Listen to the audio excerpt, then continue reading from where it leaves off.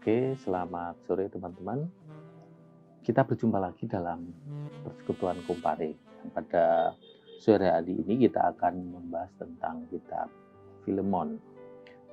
Kitab Filemon ini hanya satu pasal ya, hanya ada pasal 1. Ini menceritakan tentang bagaimana Rasul Paulus pada saat itu masih di dalam penjara mengirimkan surat kepada Filemon untuk memaafkan Onesimus. Onesimus adalah budaknya Filemon yang melarikan diri. Dan pada saat itu jika budak itu melarikan diri dianggap suatu kejahatan yang besar karena dapat merugikan tuannya, yaitu dalam hal ini Filemon. Nah, dalam surat ini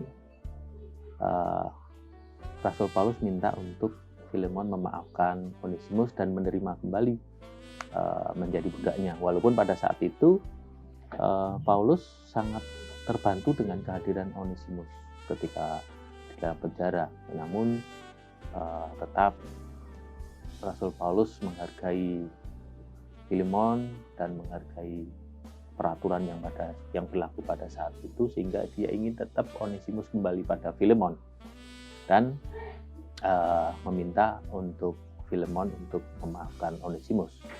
Nah teman-teman, apa yang bisa kita pelajari dari surat Rasul Paulus ini? Kita bukan berbicara tentang peristiwanya ketika Onesimus melarikan diri, kemudian bertemu dengan Paulus dan kemudian Paulus meminta Filemon untuk memaafkan, tetapi terlebih dari bagaimana Rasul Paulus memanfaatkan sesuatu yang dia miliki, dia dapatkan kemudahan-kemudahan yang ada pada dirinya untuk hal yang kebaikan. Oke teman-teman, sebelum kita lanjutkan, mari kita berdoa. Tuhan, terima kasih atas berkat Tuhan sehingga pada saat ini kami boleh bersama-sama bersua walaupun kami terpisah jarak. Kita percaya Tuhan, dengan penyertaan Tuhan kami akan selalu dimampukan untuk bersekutu walaupun tidak bersama-sama. Dan pada saat ini Tuhan, kami menyerahkan persekutuan pada petang hari ini dalam tangan kuasa-Mu sehingga kami boleh mengerti kehendak Tuhan dan selalu akan melaksanakan perintah-perintah Tuhan tersebut. Hanya dalam nama Tuhan kami Yesus kami berdoa. Amin. Nah teman-teman, mungkin kita kembali sedikit tentang peristiwa tadi, bagaimana seorang Rasul Paulus yang pada saat itu di dalam penjara. Kenapa tadi saya bilang ada kemudahan-kemudahan yang didapat? Ya, pada saat itu Rasul Paulus mempunyai akses untuk mengirim surat. Pada saat itu Rasul Paulus bisa menulis surat. Karena pada waktu itu tidak semua orang bisa atau terpelajar seperti Rasul Paulus bisa menulis surat, punya akses untuk mengirimkan dan sebagainya. Nah, itu yang dipakai Rasul Paulus. Kemudian itu dipakai Rasul Paulus untuk melakukan sesuatu hal yang baik. Nah, pada saat ini mungkin kalau kita cermati dalam kehidupan kita, bagaimana hidup kita saat ini begitu mudah, begitu dimudahkan. Banyak fasilitas-fasilitas yang kita miliki yang mempermudah hidup kita. Saya mau bercerita sedikit. Dahulu ketika saya masih remaja begini, belum ada handphone ya. Pada waktu itu paling yang hanya telepon. Telepon itu aja sangat tidak semua orang memiliki. Hanya kantor-kantor tertentu, dan pada saat itu kantor yang memiliki hanya terbatas kantor kecamatan, sehingga kalau ada telepon itu biasanya harus yang ditelepon kantor kecamatan. Untuk komunikasi jarak jauh pada saat itu hanya mengandalkan telegram, bukan telegram aplikasi yang di handphone, tetapi benar-benar telegram itu. Jadi kita mengirimkan kode-kode ya, Morse gitu. Mungkin teman-teman sudah nggak ngalami ya. Kalau saya waktu SD itu masih diajari tentang Morse. Jadi ada misalkan huruf A itu bagaimana kodenya, B dan sebagainya, sehingga mereka akan kode itu hanya titik dan garis panjang. Jadi tit tit, tit, tit, ya gitu dirangkai menjadi suatu huruf dan akan menjadi kata-kata. Dan kata-kata ini akan diterjemahkan dalam kode-kode ini akan diterjemahkan dalam kata-kata, sehingga nanti di sana Telegram itu akan ditafsirkan dalam surat. Jadi kalau kirim surat biar cepat pakai Telegram. Kalau pakai surat biasa kan mungkin kalau saat ini cepat ya, banyak paket pilat sehari jadi dan sebagainya, ada Gojek, Grab dan sebagainya. Zaman dulu nggak ada, hanya PT Pos, dan PT Pos itu mungkin lama ya. Ada yang 3 hari sampai 1 minggu mungkin harus surat-surat itu harus bisa sampai. Bagaimana kalau pada saat itu kita punya pesan penting bagi keluarga atau saudara kita, mungkin juga tidak akan tersampaikan dalam waktu yang dekat. Nah, pada saat ini kita memiliki kemudahan-kemudahan dalam komunikasi tersebut. Jadi informasi bisa langsung diterima, entah melalui media sosial, melalui WhatsApp dan sebagainya. Dan itu sangat mudah dan terjangkau. Berbeda dengan zaman dahulu. Teknologi sekarang sangat luas. Dulu ketika saya kecil, untuk mendapatkan informasi itu susah. Paling berita itu surat kabar ya, paling cepat. Surat kabar berarti hari ini ada berita, besok mungkin baru kita bisa tahu. Itu pun kalau kita langganan surat kabar. Atau radio. Radio itu sangat langka pada waktu itu, apalagi televisi. Saya SD itu televisi dalam satu RT itu mungkin hanya 1-2 orang yang punya. Jadi kalau kita melihatnya pun anak-anak itu nanti akan bareng-bareng gitu ya, nonton kartun dan sebagainya. Tidak seperti sekarang. Televisi sudah banyak stasiunnya, tinggal pilih acaranya. Kalau zaman dulu enggak, hanya ada TVRI. Itu pun isinya berita dan sebagainya, yang jadwalnya ya kita harus tahu jadwal sekian, wah berarti saya harus ke rumah A untuk melihat TV dan sebagainya. Dan masih hitam putih, belum berwarna. Teman-teman, pada waktu itu dengan kondisi informasi yang susah karena teknologinya belum semaju sekarang, saya ingat bahwa pada saat itu ketika kita mau ada acara, mau ketemuan, mau berbicara, mau kumpul itu, saya rasa malah semakin mudah. Informasi bisa sampai dengan jelas, bisa dilaksanakan dengan baik. Tapi tidak seperti sekarang.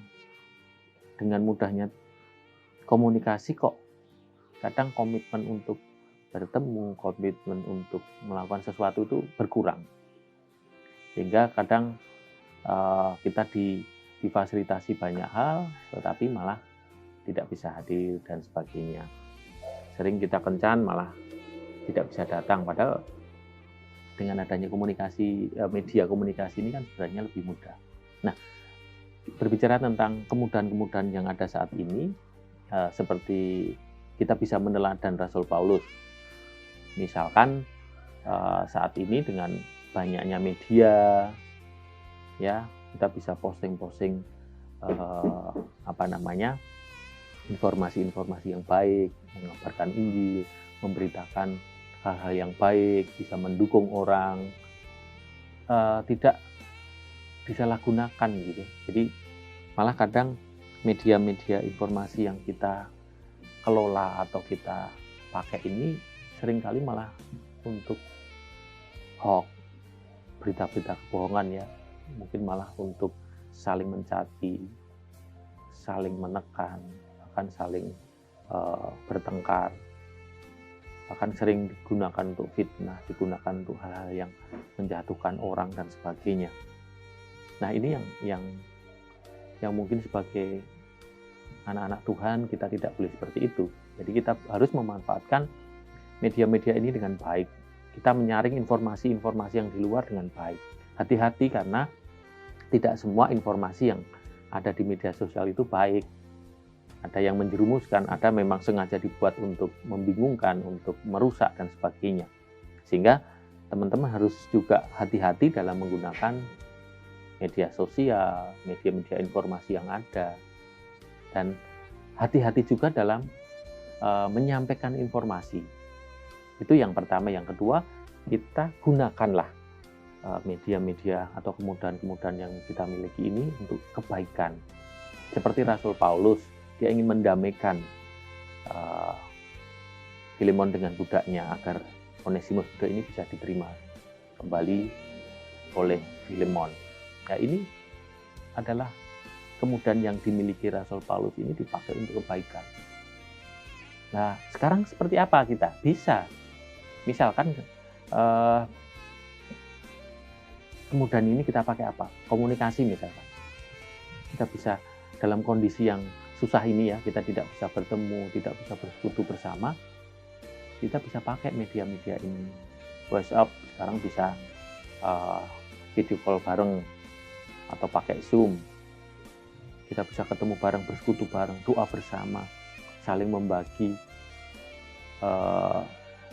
informasi, kemudian kita bisa saling bantu. Misalkan, oh teman saya ada yang butuh saat ini sedang kesusahan, kita tidak perlu datang loh sekarang. Kinya, misalkan, oh iya, saya pengen si A kok kasihan belum makan, GrabFood dikirimkan, bisa sekarang. Kalau dulu kan nggak bisa, kita mungkin harus masak sendiri, harus kita kirim sendiri ke sana dan sebagainya. Kalau sekarang kan tidak, kita bisa tinggal pesan, kirim. Kita uang juga, kemudian yang kita miliki, sekarang uang elektronik semua, tinggal pencet-pencet sudah terkirim. Kemudian transportasi, kita sekarang tidak susah seperti dulu.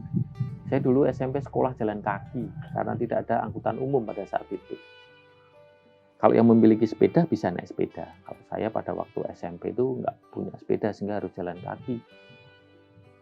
Dari rumah saya di Nusukan dekat Palang Jublo itu ke SMP 4, itu sekitar 4-5 kilo ya, saya harus jalan kaki. Sampai SMA saya jalan kaki. Bukan berarti sekarang kamu enggak, maksudnya ya apa yang kita miliki, kemudahan-kemudahan yang kita miliki itu kita pakai dengan baik. Saat ini teman-teman pasti rata-rata sudah punya sepeda motor. Nah, kemudahan ini jangan kita salah gunakan. Sepeda motor, dipakai untuk kebut-kebutan, tidak mematuhi peraturan lalu lintas dan sebagainya. Enggak, sepeda motor ya kita membantu kita untuk kebaikan dalam arti apa? Kita bisa untuk bekerja, untuk sekolah, untuk menolong orang lain, minimal kan keluarga kita. Orang tua ibu kita butuh diantar, kita antar. Mungkin ada orang lain butuh kita bantu karena kita miliki sepeda. Seperti itulah kemudahan-kemudahan yang kita miliki. Transportasi umum sekarang juga banyak, sehingga kita bisa memanfaatkan dengan baik. Kalau saya sendiri juga sebenarnya kalau ada angkutan umum yang bisa saya pakai sampai kerja, saya mungkin tidak pakai motor atau pakai mobil. Lebih baik pakai angkutan umum. Karena apa?